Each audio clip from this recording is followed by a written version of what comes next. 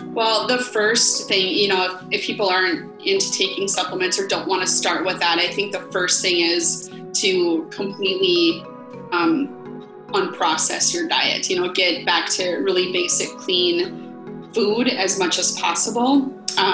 There's so many people who think they're eating healthy by eating different kinds of protein bars that are there's lots of protein bars that are not so healthy, but they're doing that in lieu of eating real food. And so we need to push all that aside for a while as much as you can.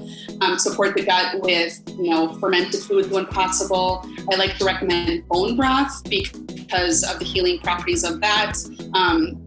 Maybe for a while it's not unprocessed, but protein shakes, high quality protein shakes with like a paleo type protein versus, a whey protein, things like that can be more inflammatory.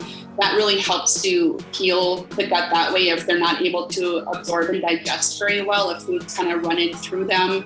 It's a little bit easier if it's already sort of pre-digested, with pureed soups and protein shakes. But I recommend, kind of breaking down the foods with high nutrient status, and so that they can absorb better. Kind of go back to eating like a baby for a while. I've had to have some people do that because they react to almost everything, even what we think of as healthy foods.